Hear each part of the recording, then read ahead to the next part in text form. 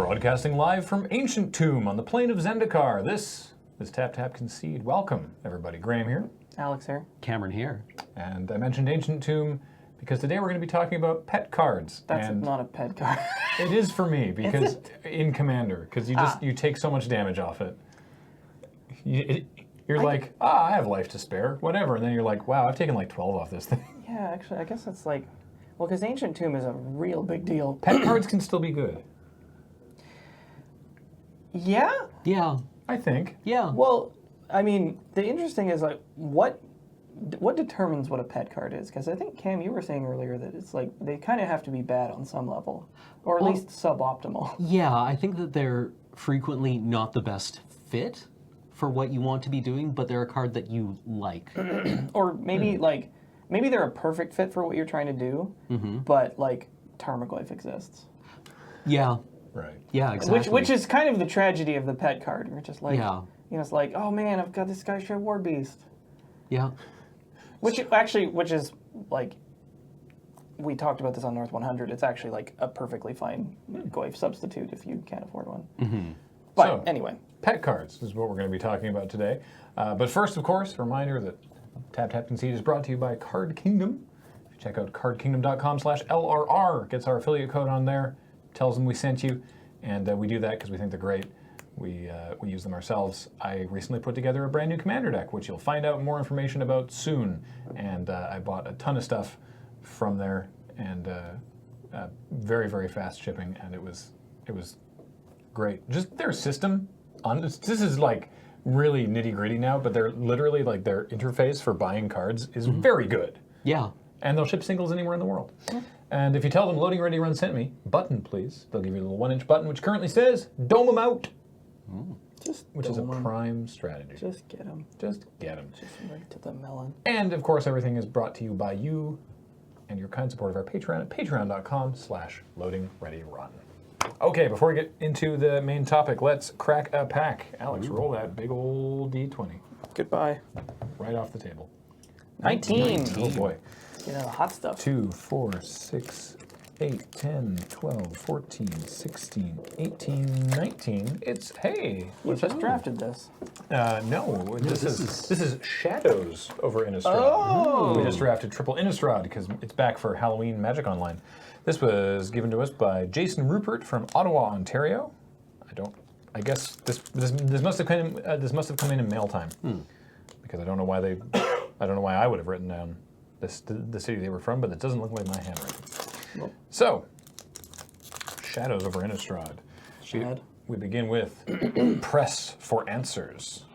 I love the image on this card. Yeah. Interrogating some kind of Franken zombie. Yeah. I don't want to go to jail, man. I'll tell you anything. 1 and a blue sorcery. Tap target creature. It doesn't untap during its controller's next untap step, and you investigate, which, as a reminder, means you get a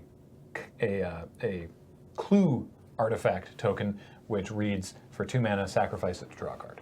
This is such a wonderfully flavorful card. Yeah, there were a couple draft decks where this card was like pretty great, where you're just trying to tempo your opponent out and go big on clues.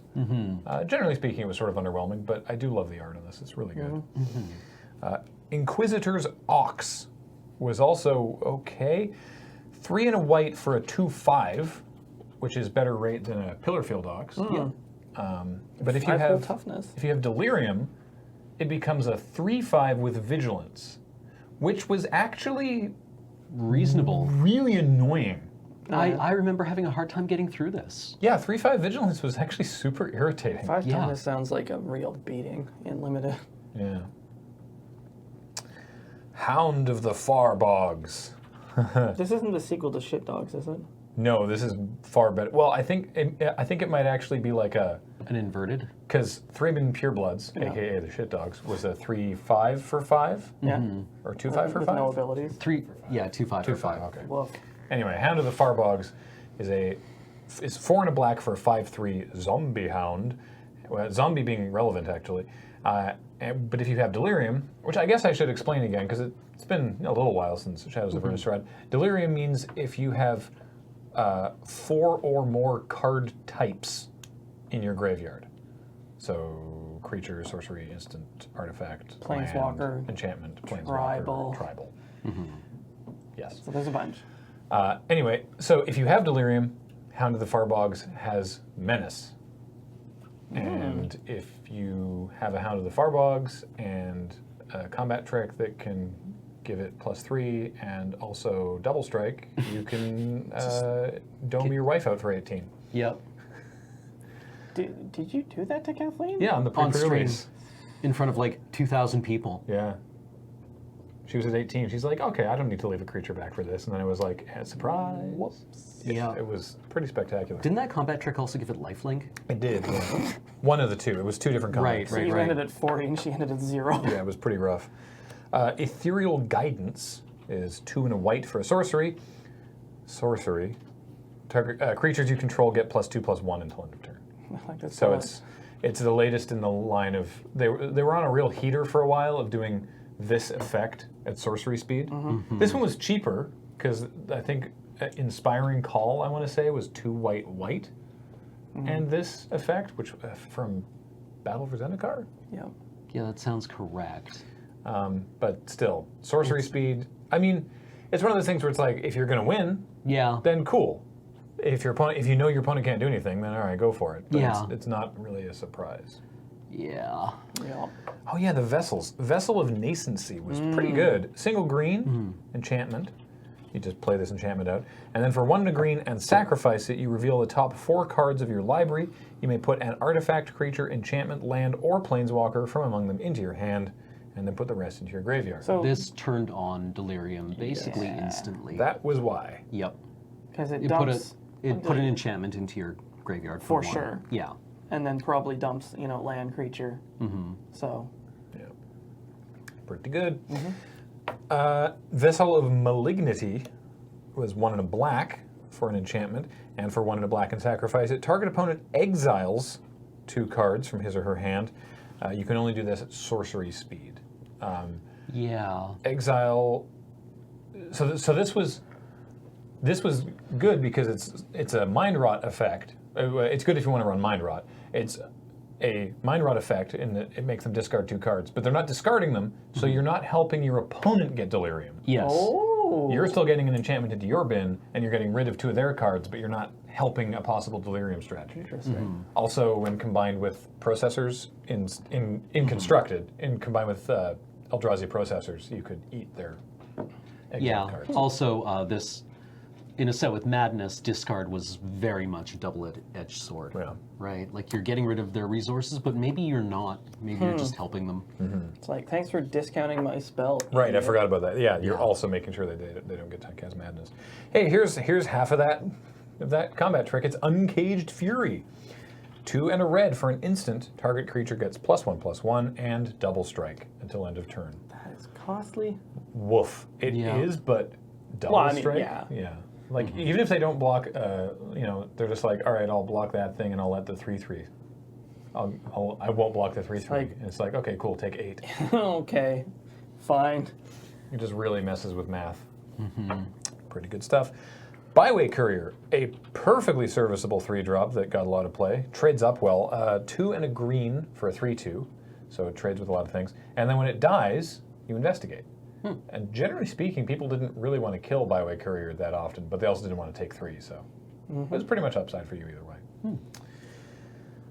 Dissension in the Ranks. This card was terrible. Yep.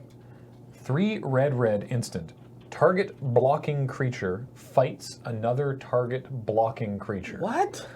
So the only way that you got this to So work bad. is if your opponent blocked with 2 creatures in the same combat, which doesn't happen nearly as often as you think it might. If they do that, then cool. You probably get to kill one of them. And then another one will, the other one will probably also die after it kills whatever Yeah. the profitable block is. Yeah.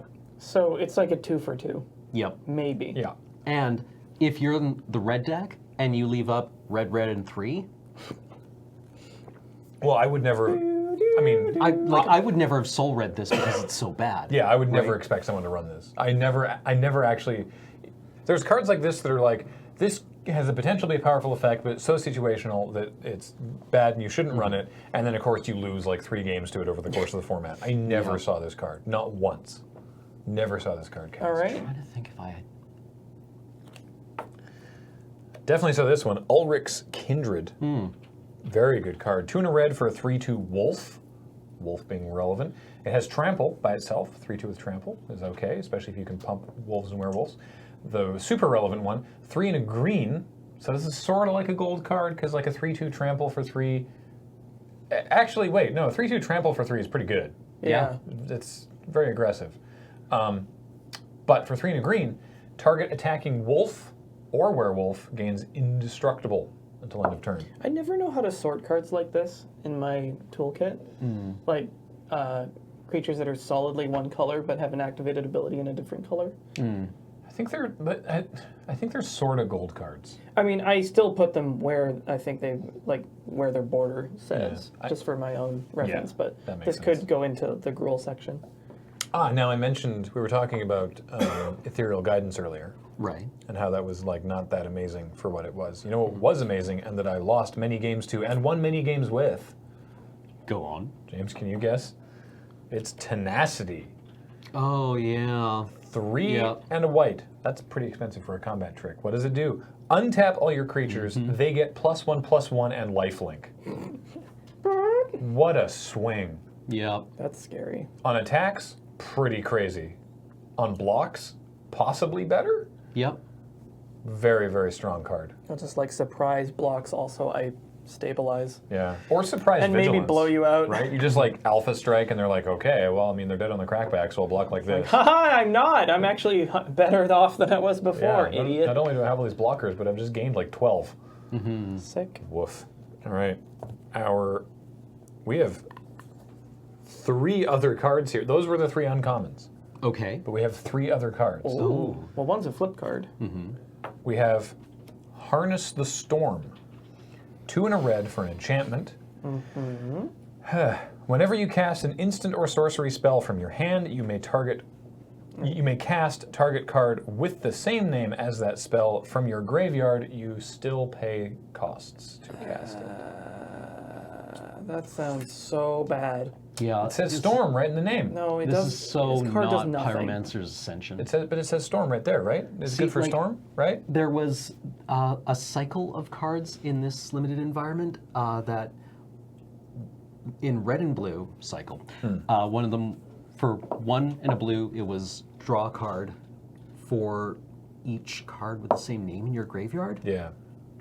And I wanted to put this together and draw like 4 cards and get killed by somebody who was actually doing something good. Yeah. Yup. Oh well. What else you got? A Convicted Killer, which is 2 and a red for a 2/2, which, as we mentioned, is not good compared to Ugh. 2 and a red for a Good 3/2. old gray ogre. But it's a werewolf, so at the beginning of each upkeep, if no spells were cast last turn, transform Convicted Killer into the Branded Howler, which is a 4/4. Yeah, this is like the bread and butter 3-drop for the werewolf deck. Yeah, it's deeply mediocre. But that's okay. Strictly medium. Yeah. It's not. It's not the big payoff you want for the werewolf deck, but you know, as a 20... In fact, you wouldn't even, if you got Ulrich's Kindred, you just wouldn't even run this guy. Yeah. But then we also have, I don't know how these packs sort out, because it's not a foil, but we also have a rare flip card. Well, oh. So we had Huh. 3 uncommons, a rare, a flip card, and a rare flip card. Huh. Yeah. Well. Weird. It's Thing in the Ice. Hey! Very Oh good. boy. Yeah. So it's 1 and a blue for an 0/4 with Defender. Okay. Sure, I mean, that blocks pretty well. It enters the battlefield with 4 ice counters on it. Okay. Whenever you cast an instant or sorcery spell, remove an ice counter from Thing on the Ice. Where are we going with this? Then, if it has no ice counters on it, you transform it into the Awoken Horror, which is a 7/8, which by itself is pretty amazing. But wait, there's more. But also, when this creature transforms into Awoken Horror, return all non-horror creatures to their owner's hands. This card is so gas. It's ridiculous. Yeah. It's kind of like this weirdo Quirion Dryad. Yeah. That, I mean, like, So Yeah. oftentimes this would bounce every other creature yeah.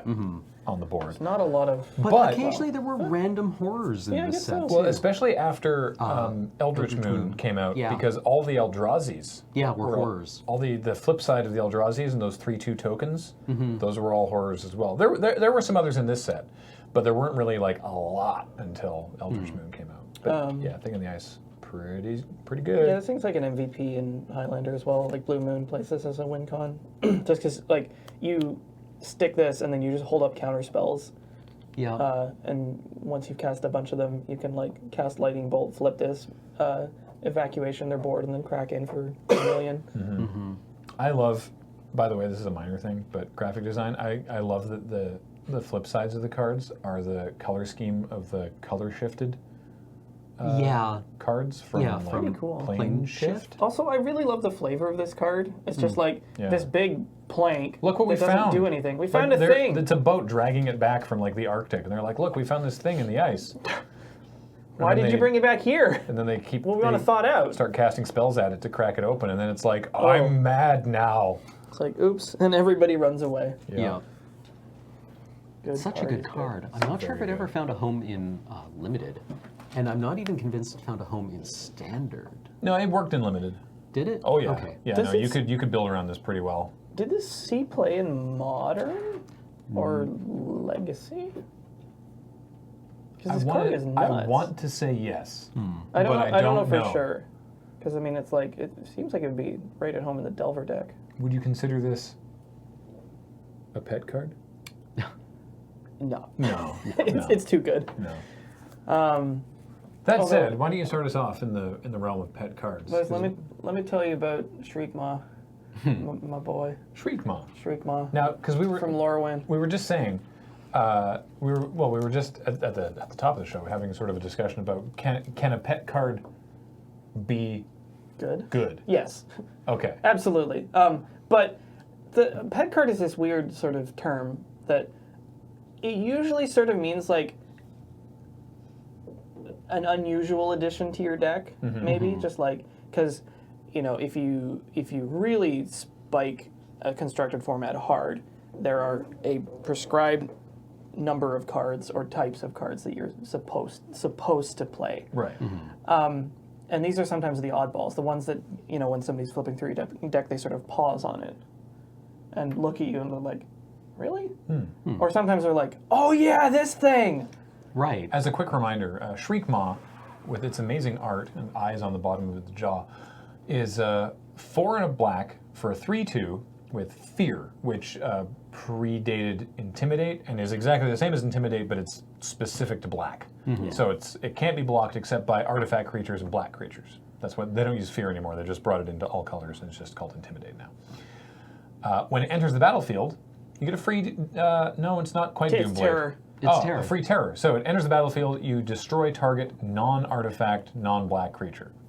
By itself, that's great. But added bonus, it also could be just actual terror because it has evoke, which was this crazy mechanic that for 1 and a black, you cast the creature and then you immediately sacrifice it. Yeah. But you still get the ETB trigger. So it's like a massive discount to Yeah. basically utilize it like a spell. But it also triggers creature entering the battlefield abilities, or abilities and creature dying abilities. You also get priority long enough to sacrifice it to stuff. Yeah. So this card is hot in Aristocrats. Yeah, you can sacrifice it to yeah. other things. I remember actually, funny enough, you mentioned Eldritch Moon. Somebody was talking about like this weirdo modern deck that, was being put together somewhere on the depths of the internet that combined evoke creatures with the Kraken that had flash and emerge. Oh yeah. So you would Oh, cast Yeah. you would cast Muldrifter Yeah. for its evoke Yeah, cost, Muldrifter. and then sacrifice it to the Kraken. What was it called?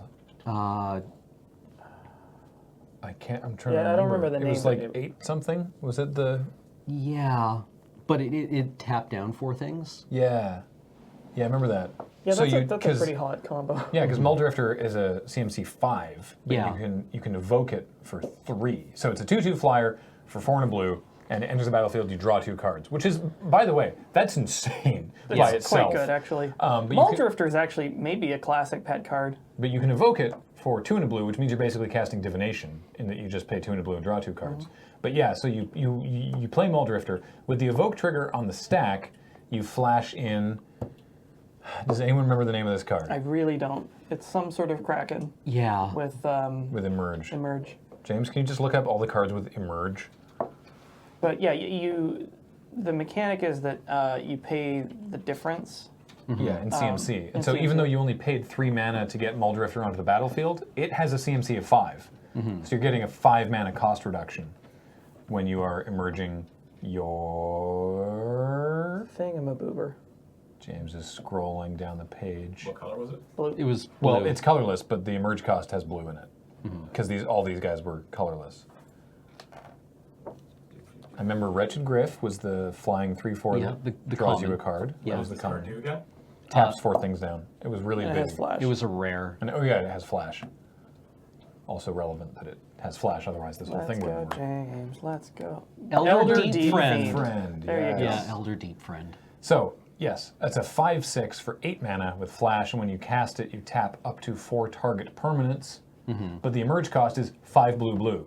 So, for 5 mana, you evoke Maul Drifter with the evoke trigger on the stack, you tap blue, flash in Elder Deep Fiend, sacrificing Maul Drifter before its evoke trigger resolves.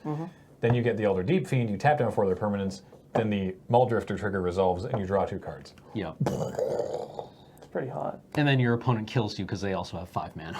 Yeah. Right? And you've done this. Yeah. Right?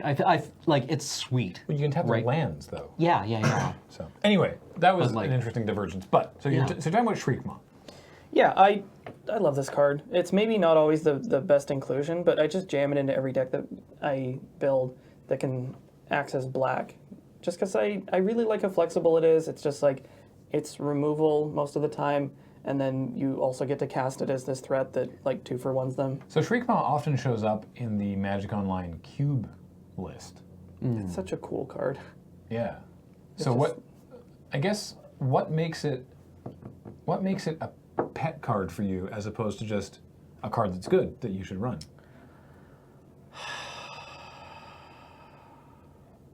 I mean, I guess it's just like if you look at metadata on like winning lists and your pet card doesn't show up in them, Right. chances are it's a pet card. Which doesn't necessarily mean it's bad, but it's just like there's sort of agreed upon cards that are the best in a given archetype. Right.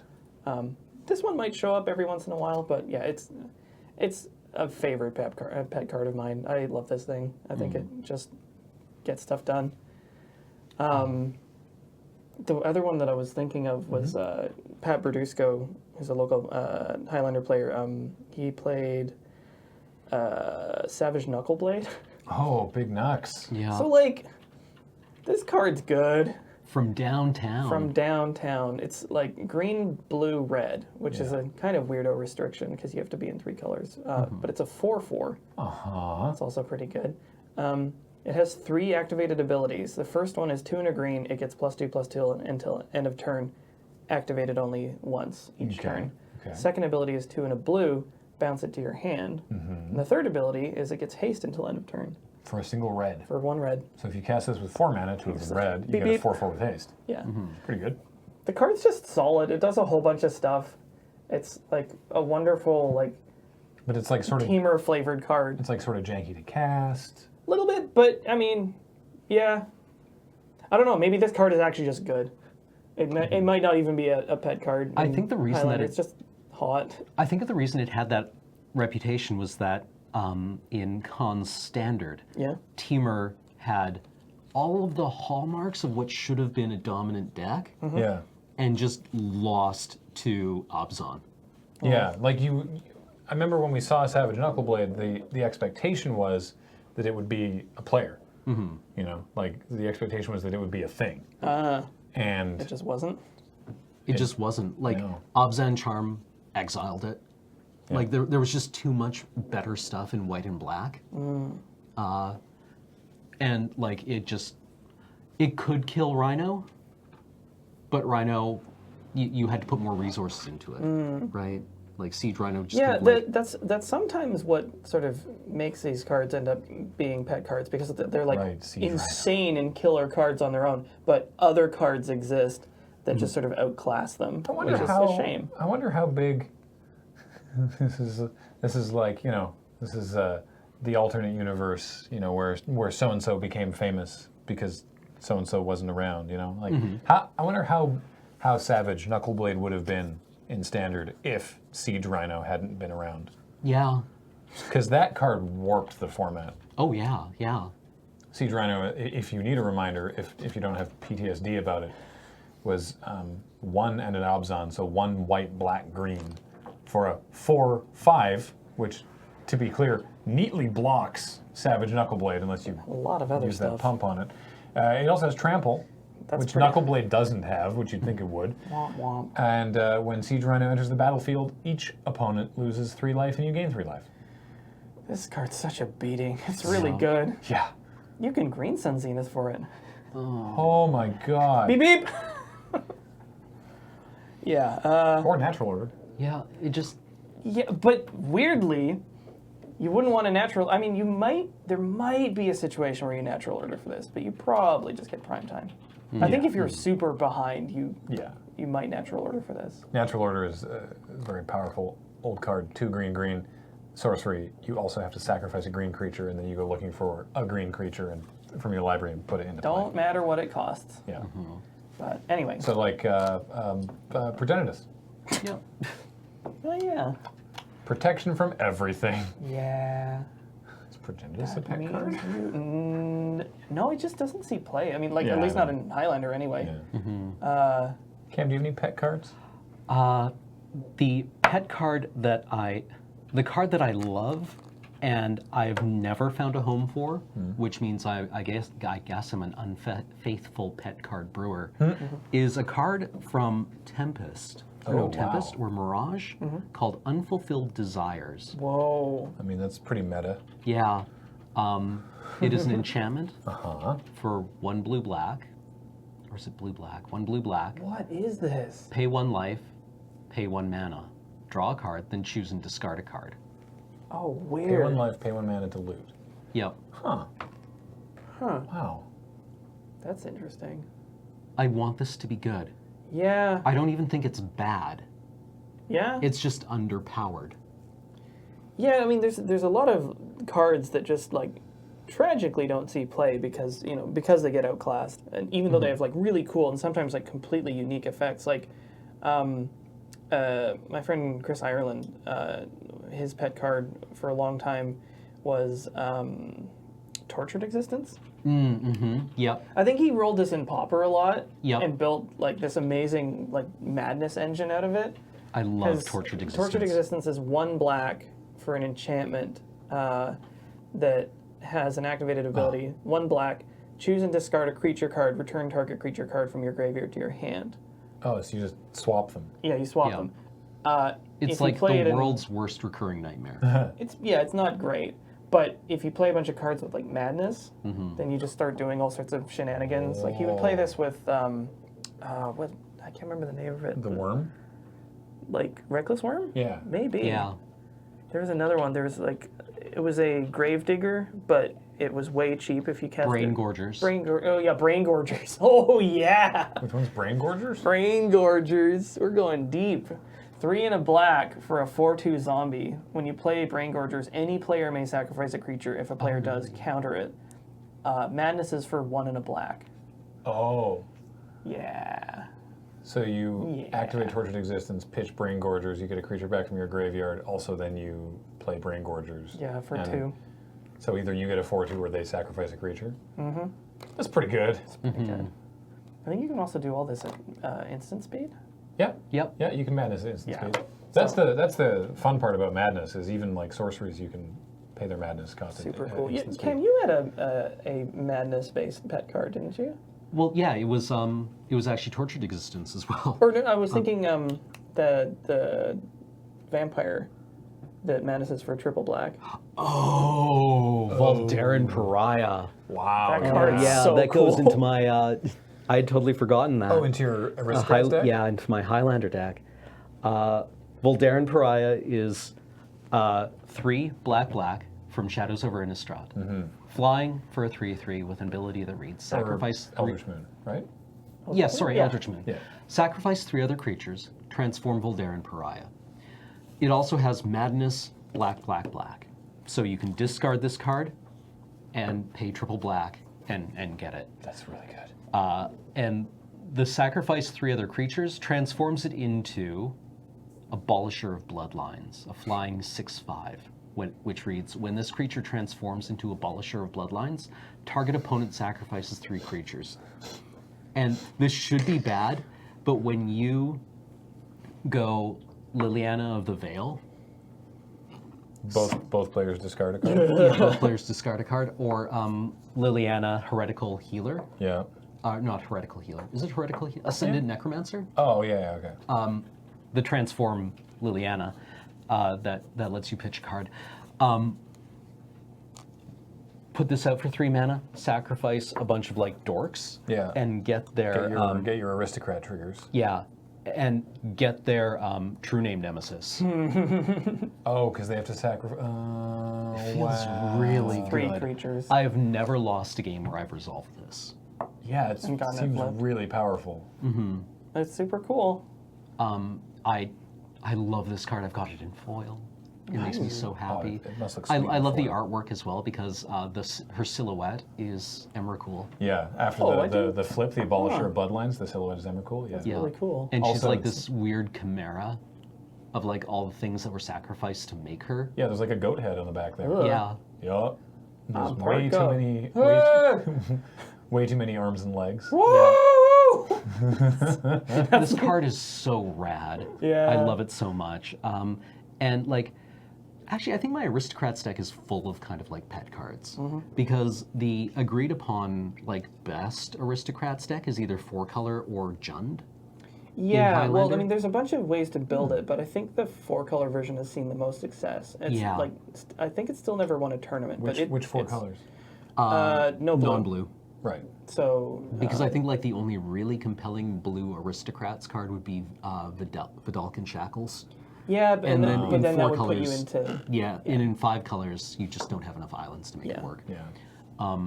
But like the card that keeps me in Mardu rather than Jund is Butcher of the Horde, oh, that's which is that guy's not even hot. sure it's a pet card Like- because it's objectively a very good It's card. a borderline pet card. But This is it Alex's best friend. it constrains my deck construction in a way that I think puts it into pet card territory. Because I need to run white in a deck that doesn't really want to be white and would probably rather be running green. But Butcher of the Horde is 1 red, white, black, 5/4 flying demon. Okay, yeah, I'm done Yeah. reading this card. A Put it in. 5/4 for 4 with upside. Yeah. Yeah. And that's not the end of it. It has a second line of text which makes it fit into the Aristocrats deck that reads, sacrifice another creature. Butcher of the Horde gains your choice of Vigilance, Lifelink, or Haste until end of turn. Yeah, this card just get him. Yeah. Just get him. So if you've got 3 dorks sitting around doing nothing, Yeah. you gain 5, hit them for 5, and have a blocker up. Yeah, it's pretty dumb. Right. And it, like, I have lost games when I've resolved this, but your opponent suddenly has, like, this big problem on their hands. It makes me very happy. Do you know what Marshall's favorite pet card is? If you say Library of Alexandria. It's not. Man of War? It's Mana War. Yeah. Yeah. Aptly, repeatedly documented Man of It's War. so good. This card's amazing and so simple. You can Yeah. show him basically any variant of Man of War, and he's like, great, in. Love Yeah. it. Yeah, you got the correct one too. Yeah. James knows. Because Yeah, the James one knows. with this artwork, doesn't he own that original? Yeah, he does. He owns the original. That's how art. much he loves this card. Is he owns this original? The original, for those of you listening, is from the either Portal or Starter set. Yeah. Yeah. It's like a Man of War jellyfish giving a shark a really bad day. Yeah. The shark's just The shark going. is "Meh," having a terrible time. The card reads 2 and a blue for a 2/2. When Man of War comes into play, return target creature to its owner's hand. Also, yes, we know that Man of War aren't technically jellyfish. It's a really simple effect. It's They're a like colony. it's almost just like the quintessential tempo card, Yep. Yeah. because it's like, I have a creature, now your creature is waylaid. Didn't they recently print like a Man of War that was Better? actually so underwhelming? Could wizards print a Man of War so underwhelming even Marshall himself wouldn't Doubtful. cast it? Maybe. I think there was one that was like just really expensive and not very good. I can't remember because even like even in the core set a couple years ago, there was like a 5-mana 2/2 that was still like, no, that's still good. Yep. Yeah. I can't No, this remember. card's just super sweet and really flexible. Like, at its simplest, you bounce one of their creatures to tempo them. You can bounce one of your own creatures that maybe has a valuable enters play ability. Or, I mean, I don't know in what situation you want to do this, but you could use it to bounce itself to activate the new mechanic. It's not raid. It's revolt. Yeah. So, corner case. There's cards that are just kind of a little better than this. Because, at least in Highlander anyways, everything's keep laughing competing at that, for a sure. slot. Yeah, it's so good. But it's just like, there's nothing wrong with this card. It's not bad. I would jam this in a deck.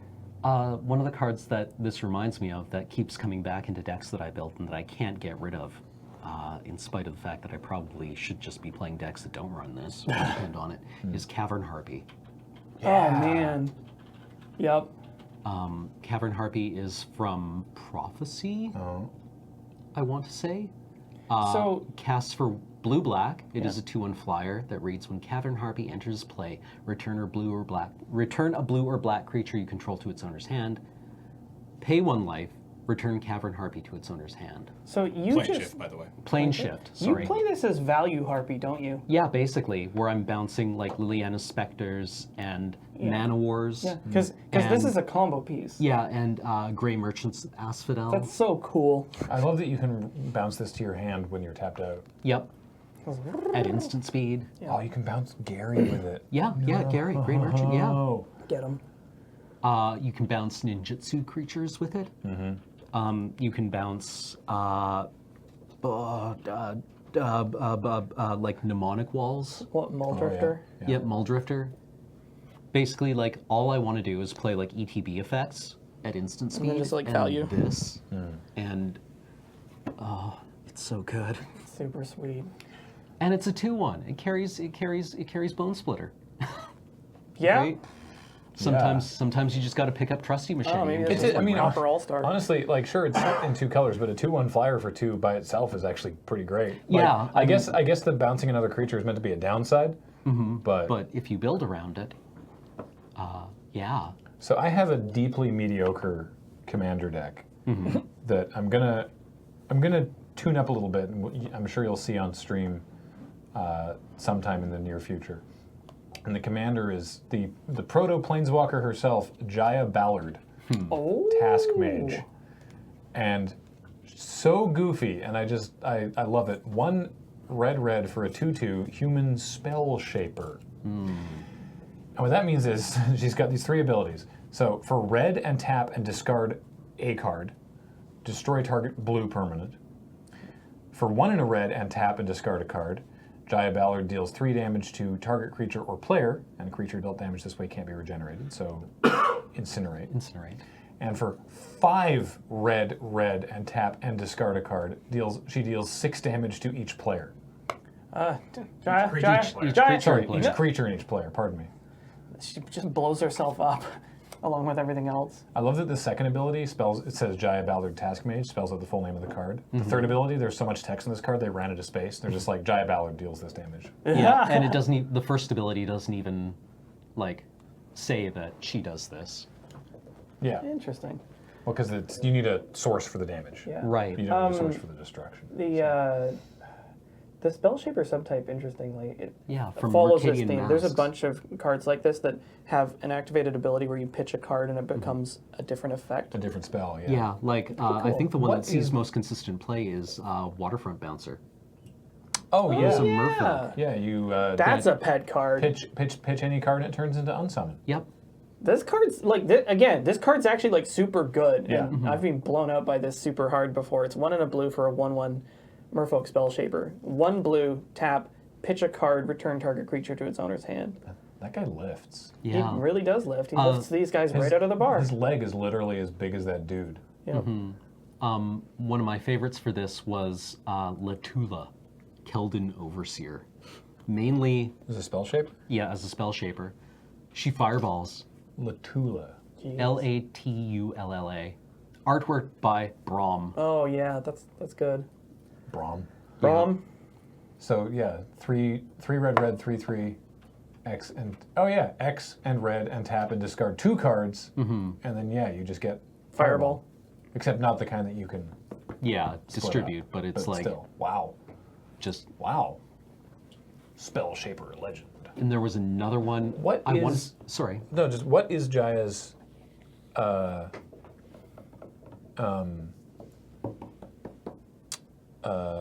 ultimate spell shape?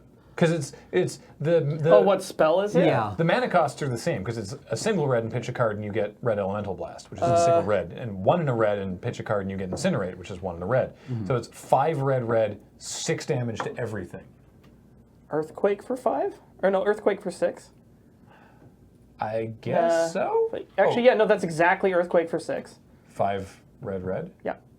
Well, you don't. It's not red, but Right, because earthquake is X and a red. X at each. Well, and it hits everything. It's no without flying. Oh, without flying. I close. think there's a. I think Oh, it's there- rolling Earthquake.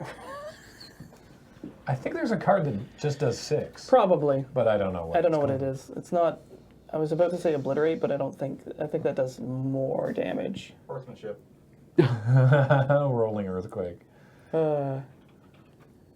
Good old horsemanship. Yeah, I'm certain that there's a red spell that costs that much that like nuts Anyway, I was everything just trying for. to think about that. a But yeah, bunch. basically I saw Jaya and I was like, yes, this is a commander deck. It's going to be all about red discard.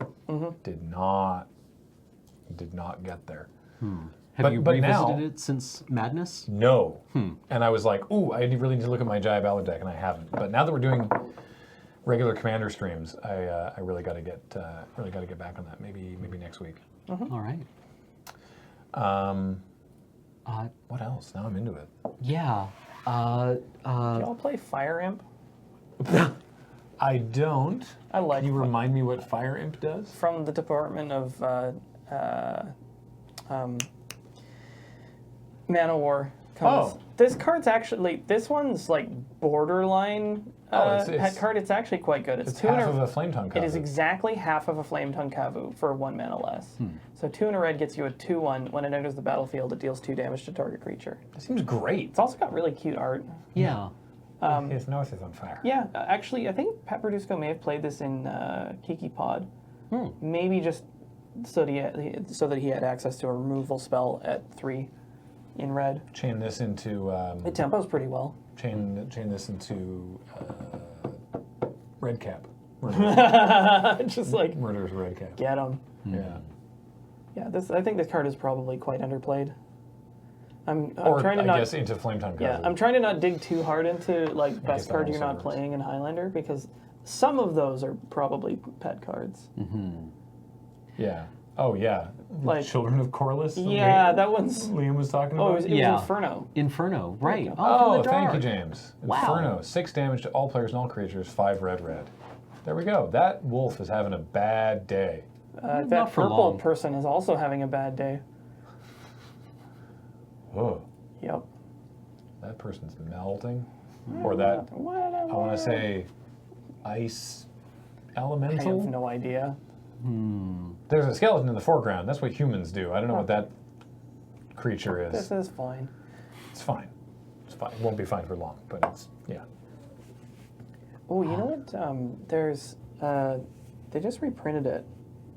This is the strategic planning. Yeah. It's probably a pet card. This was a reprint? Yeah. Yeah, from Portal Oh 3 yeah. Yeah, strategic Really? planning Yeah. is a reprint. I did not know that. Secret reprint. Yep. Oh, It's from wow. P3K. Yeah, 1 in a blue. Look at the top 3 cards of your library. Put 1 of them into your hand and the rest in your graveyard.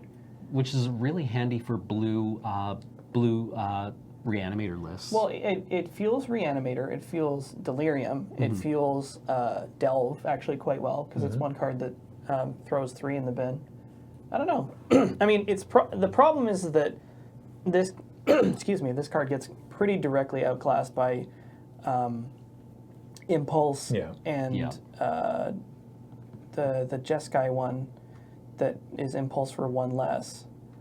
I can't remember its name. How's it Jeskai if it's 1 less? Oh, it did 1 less. 1 less card? Yeah. It digs 1 fewer deep. I've completely forgotten its name. I can see it in my mind's eye. It got reprinted as well on Zendikar. It's like the moving forward in 3 phases. Oh, Anticipate. Anticipate, that's the one. Yeah, right. You look right, 3 right. deep and then draw a card. Right, and sorry. also just you said Jeskai, and I thought it was actually those. No, 3. not literally. Well, Jeskai. Anticipate puts on the bottom, doesn't it? Does it? Yeah. Oh, okay. Yeah.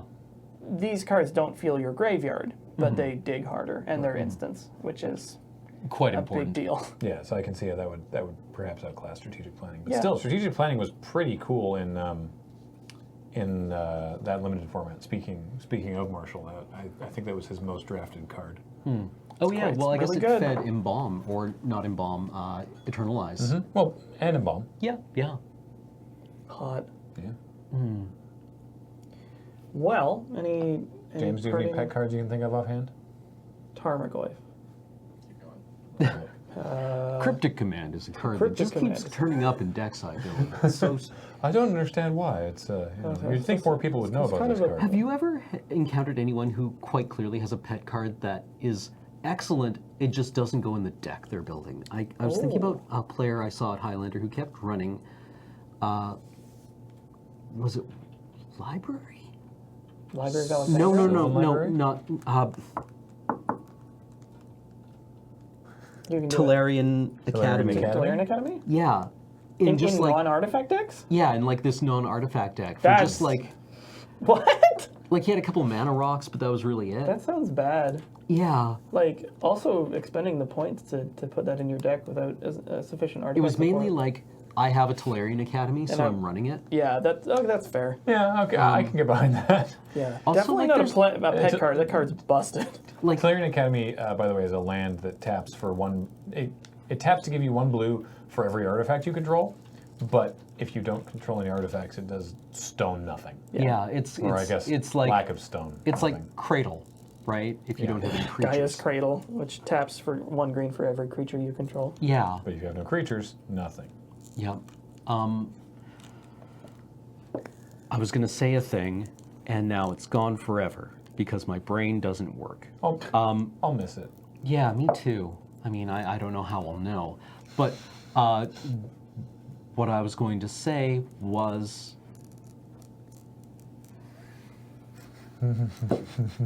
And You're go. done.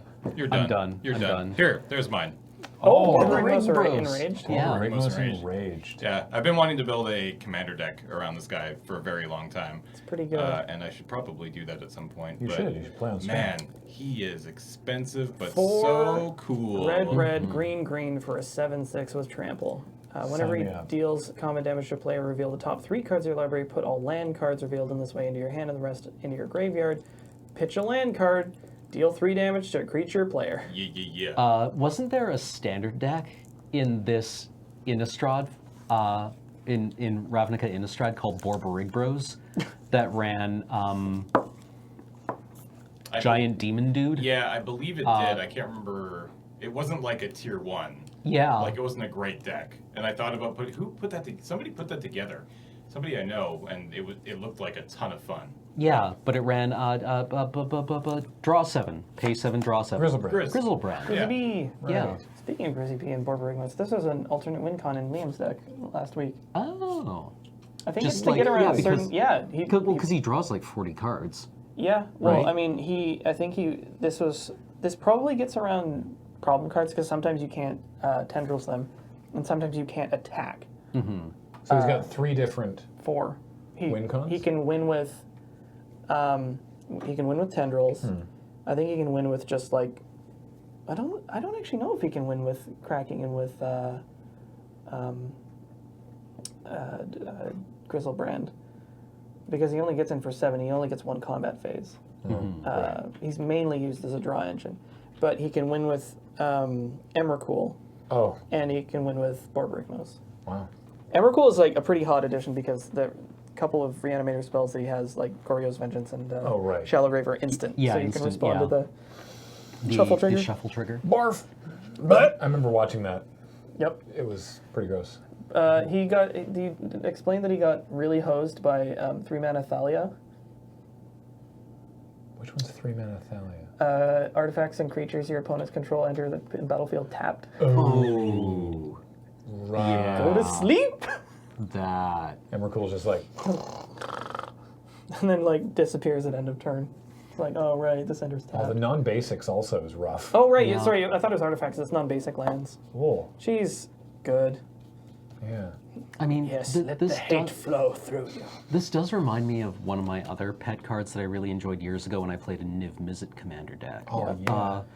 Which was Mindmoil. Oh, yeah, that's Mindmoil. Because like definitely a Niv bad Mizzet card. has this well-deserved reputation as like being or at least it used to be like this brutally unfun commander deck where it was just like, I cast Niv Mizzet and I found one of the 4 auras in my deck that whenever he does damage, I draw a card. Yeah, it's like curiosity. So you Yeah. just Kill you. Yep.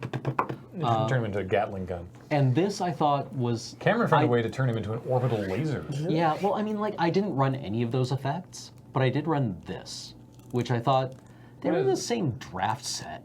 What does Mindmoil do? Mindmoil is a 4 and a red enchantment that reads, whenever you play a spell, put the cards in your hand on the bottom of your library in any order, then draw that many cards. Ooh. Draw that many cards. Awkward. And so what you would do is you would cast Mindmoil with Niv Mizzet on the battlefield. Also, and then you have like Reliquary Tower, Venser's Journal, so your hand size is like 12. the problem with Mindmoil is that your hand size is constantly decreasing while you're doing this because Yeah. you're casting a spell, right? But Unless still, you're casting you're things starting like, with a hand size of like 12 plus. yeah.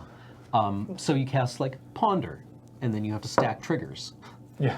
And it was awesome because it felt like you were doing just amazing things, So right? to Well, be- for a very simple effect. To be But clear, you cast Ponder, and then you put the other 11 cards from your hand at the bottom of your library and draw 11 cards Yeah. and get 11 Niv Mizzet triggers.